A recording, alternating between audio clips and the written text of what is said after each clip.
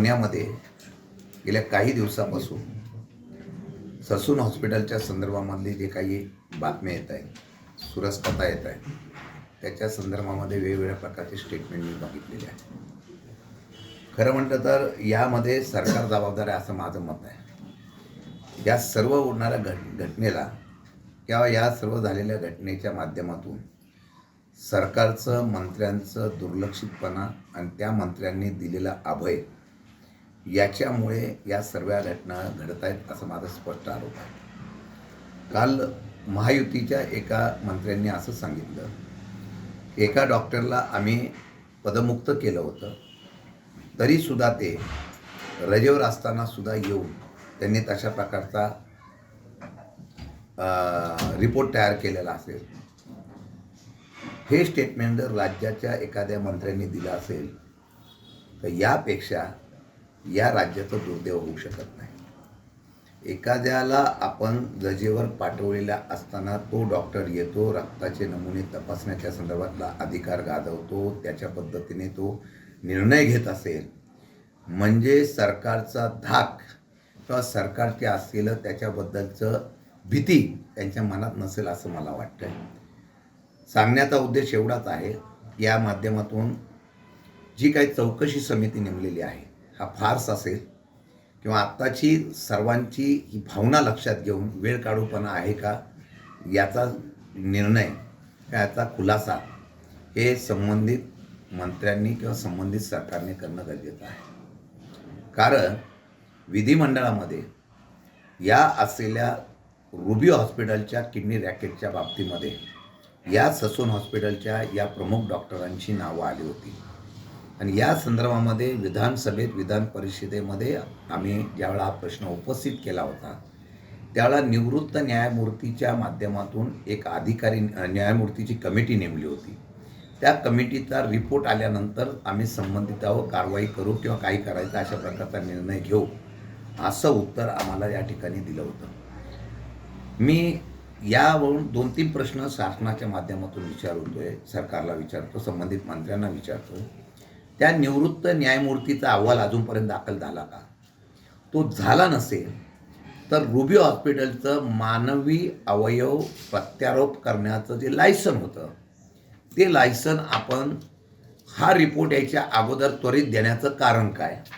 आणि त्याच्यामध्ये या असलेल्या परवान्याचं नूतनीकरण या अहवालाचा रिपोर्ट यायच्या अगोदर देण्याचं घाईघाईत निर्णय कोणत्या मंत्र्यांनी घेतला, कोणी घेतला याचा खुलासा करणं गरजेचं आहे. आणि हे नूतनीकरण केल्यानंतर गरिबांना किडनी मिळत नाही, पण ती गरिबाची किडनी जर श्रीमंताला विकली जात असेल तर यापेक्षा मोठा गुन्हा कुठला असू शकतो. आणि मग या संबंधित असलेल्या सगळ्या डॉक्टरांना आपण त्यावेळेला दोषी ठरवलेलं होतं. परत याच डॉक्टरांना या ससूनमधून दुसऱ्या कक्षेमध्ये ठेवलेल्या असताना ते डॉक्टर अधीक्षक म्हणून या ठिकाणी प्रमुख म्हणून कसे काय आले? माझ्या माहितीप्रमाणे या ठिकाणी जे डॉक्टर तावरे आणि बाकीचे सगळी मंडळी आहे यांना राज्य सरकारच्या कोणत्या मंत्र्यांनी पाठिंबा दिला, त्यांना परत त्या ठिकाणी पद दिलं, त्यांना तिथं बसवलं, याच्या बाबतीमधली चौकशी होणं गरजेचं आहे. एवढंच नव्हे तर यासाठी कोणत्या आमदारांनी, सातारचे आहेत, पुण्याचे आहेत, कोणत्या आमदारांनी शिफारस केली होती? भ्रष्टाचाराच्या नावावर जे लोक ओरडत आहेत त्यांनी या असलेल्या संदर्भामध्ये भ्रष्टाचार केला आहे अशा प्रकारची चर्चा पुण्यामध्ये आहे. फार मोठ्या प्रमाणात रुबीच्या या किडनी रॅकेटमध्ये, ललित पाटील प्रकरणामध्ये किंवा आता झालेल्या ह्याच्यामध्ये या संदर्भामध्ये फार मोठ्या प्रमाणामध्ये डील झालं अशा प्रकारची चर्चा आहे. याची चौकशी सध्या असलेली समिती करेल का? किंवा आता जी चौकशी करण्यासाठी आम्ही मागणी केलेली आहे की CBIच्या माध्यमातून ही चौकशी करावी. यात कोण कोण आहेत जे अगदी लोकप्रतिनिधी म्हणून उझळ माथ्याने सांगतात की आम्ही भ्रष्टाचाराच्या विरोधात लढतोय, अशा प्रकारचे कोण आहेत त्यांची नावं आपण जाहीर करणार आहात का? आणि कोणत्या मंत्र्यांनी ही लायसन नूतनीकरण केलं न्यायमूर्तीचा अहवाल यायच्या अगोदरच त्याच्यावर कारवाई करायच्या बाबतीत घाई का केली?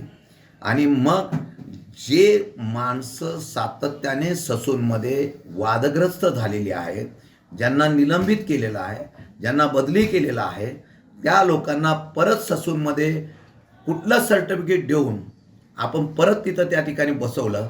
जे कोणी दोषी मंत्री असतील त्यांनी तत्काळ राजीनामा दिला पाहिजे.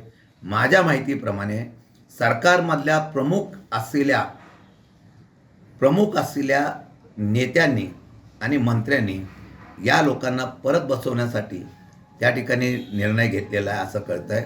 त्याचा खुलासा सरकारने करावा आणि त्याच्या बाबतीमध्ये यात पूर्णपणाने जी चर्चा आहे हे अशा प्रकारचा भ्रष्टाचार झालेला आहे आणि लोकांच्या गरिबांच्या असलेल्या ससून हॉस्पिटलमध्ये एक भ्रष्टाचाराचं कुरण आणि लोकांच्या जीवनाशी खेळण्याचा प्रयत्न जो करत आहेत त्यांना सातत्याने तिथंच बसवण्याचं कारण काय, त्यामध्ये त्याचा खुलासा आणि त्याच्या बाबतीत चौकशी करावी अशा प्रकारची मागणी माझ्या आज इथं आहे.